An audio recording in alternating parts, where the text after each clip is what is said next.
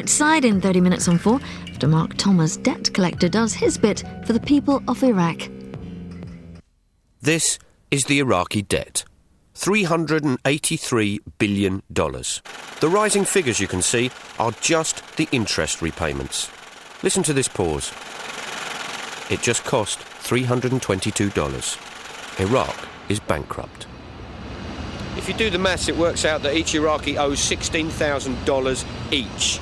Given that they earn $150 a year, if they spend no money on food, water, electricity or the fripperies such as medicine or housing, it will take them 112 years to pay off the debt, and that's not including the interest. I've decided to collect as much money as I can to help pay off that debt.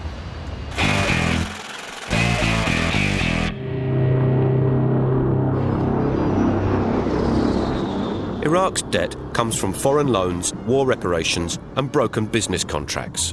Saddam Hussein's regime borrowed money to build palaces and monuments, but it also got debts of $76 billion buying weapons and defence equipment. Marconi, Racal and Thorn EMI sold defence material, and some companies like Matrix Churchill, later at the centre of the Arms to Iraq scandal, were some of the regime's most cherished suppliers. Arms companies amassed this debt selling arms to Iraq, so I decided that to pay it off, I would first rattle my tin at the arms dealers who trousered all the cash. I needed to get to the delegates at the arms fair in London, and there's a slight hitch, what with the 3,000 cops who were drafted in to protect them. Then I thought of a way to get to the delegates. I figured most of them would be blokes, so I got two women friends to dress in very nice corporate attire. Hired a minibus, got through the security line to the delegates' hotels, and before you could say, "Oh, you must get lonely coming here by yourself," the bus was full, the kidnap was on, for charity.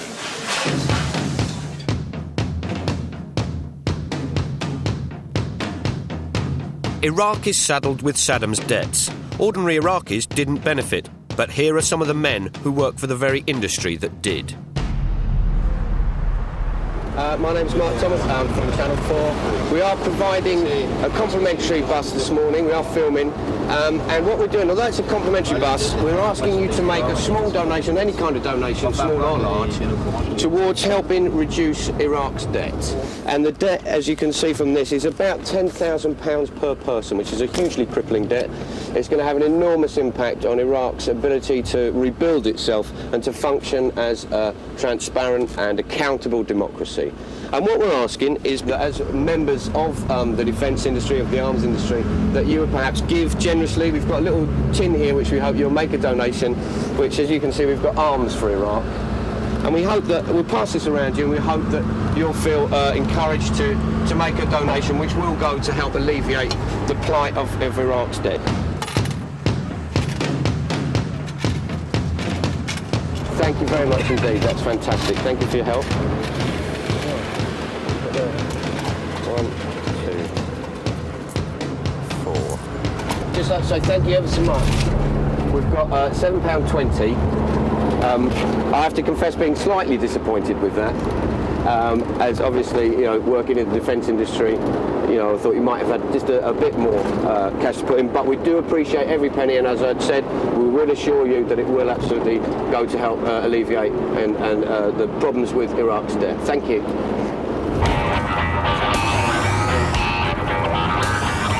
Thank you very much. Thank you for your contributions. Thank you very much. And have a good fair. Thank you. Because the arms industry is so much to blame for the size of Iraq's debt, I still wanted to squeeze more cash from the delegates. Trouble was that the only other way to the arms fair, the Docklands Light Railway, was crawling with security. All I had to do, though, was smile, be polite, and bingo. So we're going to have people going around now with the cards. It's 50p and eyes down on arms dealer Iraqi bingo. And the first number out is all the legs 60. Then we got 46. All your cluster bombs 46. Number 7, AK-47. We were not the only ones to sell weapons to Iraq. Arms merchants from France, Russia, Brazil, India and loads of Eastern European countries did those deals too. And now Saddam has done a runner, they're all queuing up to get their money back. But Iraq can't afford to pay them. Have you got a house? Have we got a winner? Hey! Hey! That is absolutely fantastic. Can I just check your card? Thank you very much for playing Arms Dealer Bingo. We really do appreciate that. Were you at the... Of course. Excellent. What store were you with? I wasn't with any. So you just visited? You were just checking it out, just buying for later? Nothing I wanted to buy. Well, you didn't look under the counter. But thank you very much. Thanks a lot. We have a winner on Arms Dealer Bingo.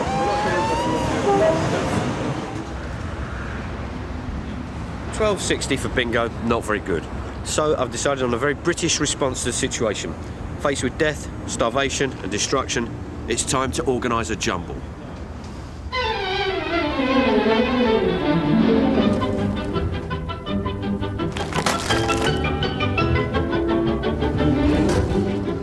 I dropped jumble bags all over London, but I made a special point of dropping them with people, banks, businesses and foreign embassies that dealt with Iraq in the 1980s. Morgan Grenfell and Midland Bank, later bought by HSBC, were just two of the banks that lent money to the regime. After 3 weeks of bag drops, I went collecting.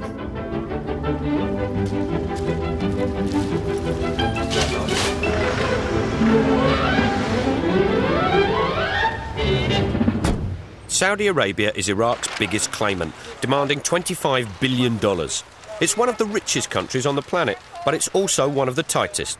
We tried for ages to get jumble from them, but 3 weeks on, and not so much as a pair of pants. Now! What do we want? Jumble! When do we want it? Now! I know it's that you don't obviously get very many demonstrations about jumble. Bear with me. Just down the road in their sumptuous Knightsbridge embassy, the Kuwaitis are seeking billions in repayment of money they lent Iraq during the 80s. The question is, are they entitled to ask for it back when maybe they shouldn't have lent it in the first place? It's a concept called odious debt. And Joseph Stiglitz has seen this happen before. He's a Nobel Prize winner and used to be senior vice president at the World Bank. In Ethiopia, lenders lent money to this absolutely terrible regime called the Mengistu regime, called the Red Terror. And now the government that overthrew him and has set up an attempt to have a regime that is finally raising the living standards of the people in Ethiopia, they have to pay effectively for the guns that killed them for 17 years. And the question is, does it have a moral obligation to repay when the lender, in some sense, had a moral obligation in the first place not to have given the money?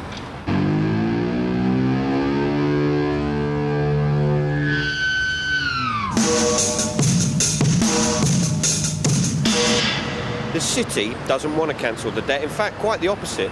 You can buy and sell Iraqi debt on the market like stocks and shares. The price of the debt will go up, the price of the debt will go down. And after the invasion of Iraq by America, the price of Iraqi debt went up. Debt trading is legal, but I was chatting to my Iraqi friend George about the ethics of this trade when we bumped into one of Britain's biggest debt traders. Julian Adams? Yeah. Hello there. Hi, my name's Mark Thomas from Channel 4. We're just doing some filming about... This is really bizarre because we're doing some filming about Iraqi debt. Oh, and I know you're a debt trader. This is George, who's from Iraq. I'm from Iraq. I know you actually trade in Iraqi debt, don't you? This is the buying at sort of however many cents. Yeah, we invest in it. Yeah, we invest in some, yeah. Well, we're doing a programme about the debt, and we want to... Would you give us some... Because we're trying to cancel it. Would you give us a bit of debt? I'll have to come back to you. I'll tell you what, because I know. I'll tell you what, because you've bought the debt. What did you buy? About a cent in the dollar, 2 cents in the dollar. No, it's been trading at 10 cents pre-embargo, you know. Right, and now when the war kicked off, that debt's worth what? 28, I read last. Yeah, it went up because the embargo came off, you know. So that always means Americans can buy. So you're now going to be able to sell the debt at 28 cents in the dollar. Which is a huge markup. It's a great markup, isn't it? But the debt's going to have a huge impact on, ordinary Iraqis in trying to create stability, isn't it? Yeah, but I mean... And we're just collecting. We're trying to lessen that debt, you see. So we thought if you've got a bit of spare debt lying around the office, that you could... And you can have George. Yeah. He'll come with you. He'll do you a year's work. In fact, George will do 16 grand's worth of work. How about that? Yeah, you can't get fairer than that. Can you? 16,000. You get a free Iraqi for a bit of debt. How about that? What's he eat? What does he eat? Well, food. He's a human. But isn't that going to help? Aren't there going to be debt? There's profit in debt. This time last year, debt traded at 8 cents. Now it's up to 28 cents. OK, well, listen, thank you very much for chatting to us, and have a good day with the debt. We wanted to keep the debtometer running during the adverts, but this doesn't fit the ITC rules. Iraq's debt has risen by nearly $250,000 since the programme began, and is now $383,241,627.50.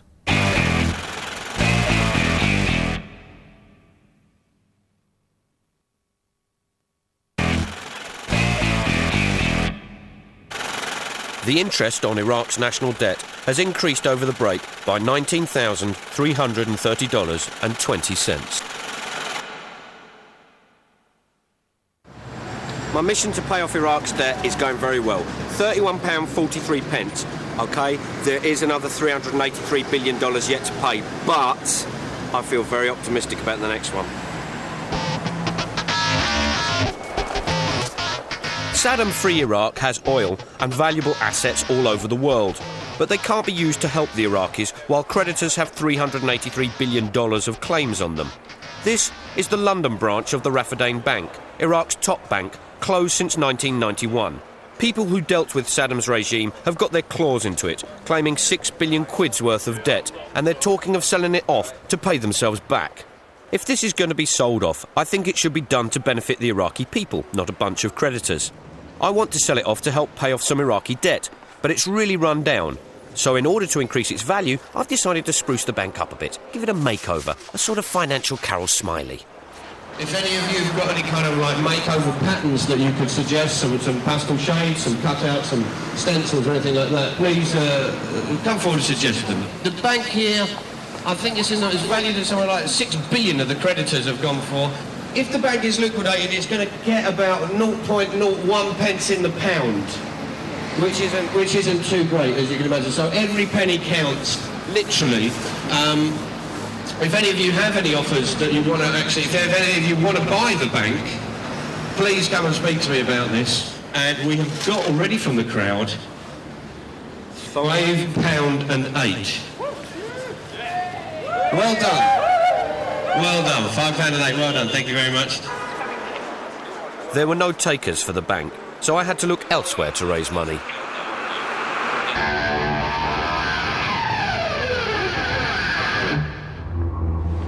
Here's someone who got one of our jumble bags in his letterbox.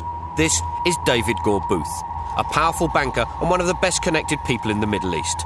He knows a lot about Iraq's debt. His own British Arab commercial bank is looking to collect $100 million from the Rafadain. He headed up the Middle East section at the Foreign Office during the period when arms-related equipment was secretly sold to Iraq. And he met Saddam's banker in London during sanctions. Now he is HSBC's top advisor riding shotgun into Iraq. Surely he can help. Possible to sign our little petition here. We call it for the cancellation of Iraq's national debt. I'm not a banker, for Christ's sake. I know, but we've got another one here which calls for the unconditional cancellation of Iraq's debt, apart from the debt owed to the British Arab Commercial Bank, which you're a director of, which I think there's 100 million that British Arab Commercial Bank are saying Iraq owes at the moment. So we figured you could either sign this one, which calls for the cancellation of all the debt except that bit, your bit, or HSBC own, what is it, 46.51% of British Arab Commercial Bank? That's right. And their pre-tax profits were 6.8 billion. So we figured you might lose the 100 million. What about it? Could you lose the 100 million? This is an international issue and it will be settled through international channels. I know, but That's what I'm prepared to say. Oh, I understand that, but you've got huge experience in Iraq. You're involved in all sorts of things. You know, from the Foreign Office through to you're heading up the team into Iraq now for HSBC, aren't you?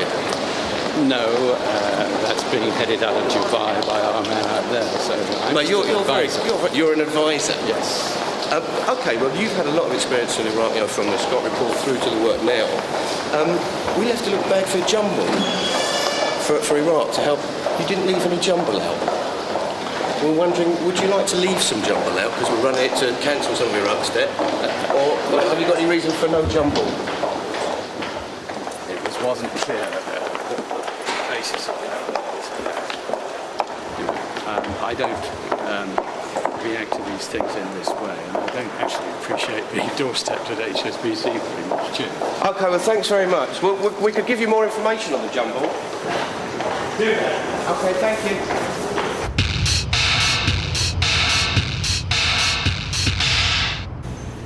I've raised a few quid from some of the people who got Iraq into this mess, and now it's time to go after the British companies who are looking to profit from Iraq in the future. The UK's Iraq Industry Working Group is meeting at the DTI in London. Here, they are batting for Britain plc, and on the agenda, contracts and privatisations. I thought the delegates might give generously to my little Ali collecting doll. He is fully loaded with camera and microphone. Ali is a symbol of what we've done to Iraq, and I wanted to shock some cash out of the delegates.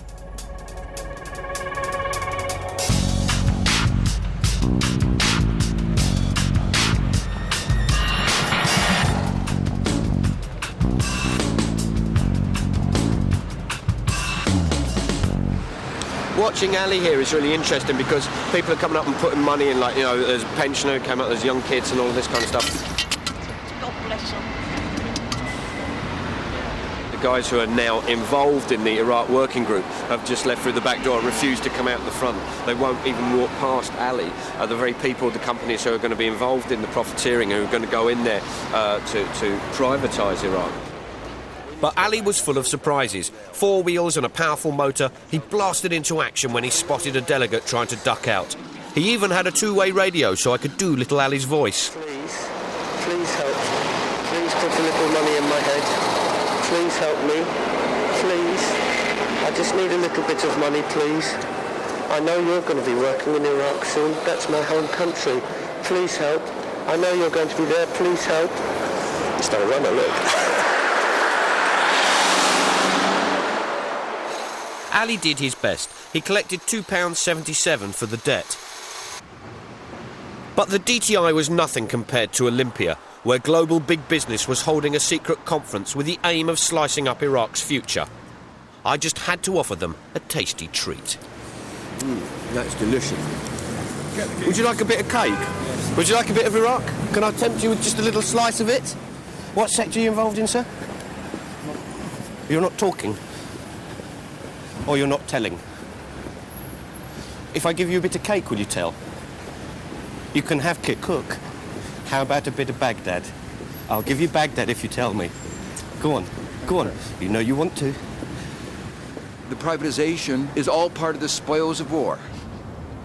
The United States went in, privatizes it rapidly. What does that mean when you rapidly privatize? It's effectively a fire sale. If you do it rapidly before you've restructured, you're not going to get full value. Would you like a little bit of Iraq? And so whoever walks off with the spoils, whether they are Saudis, American firms, or a few rich Iraqi people. Are you sure you don't want any oil fields? Yeah. There will be an aura of illegitimacy that will be a problem for Iraq and for Iraq's economy for years to come. Would you like a piece of Iraq? What's that? It's a bit of Iraq. Oh! We're offering bits of Iraq. Would you like a piece? Well, no, thank you. Are you sure? We're going in to speak about Iraq right now. Are you? What are you speaking on? Can I ask you what you're speaking on? Who are you with here? Sorry, I must apologise. My name's Mark Thomas from Channel 4. Oh! How are you? You've been working on the program here. That's I'm right. Dennis Sokol. I'm the chairman, one of the chairmen of the program. I'm Fantastic. chairman of the U.S.-Iraq Alliance. Fantastic. Well, can I give you a bit of cake? Because you can see this is a bit of... Look at me.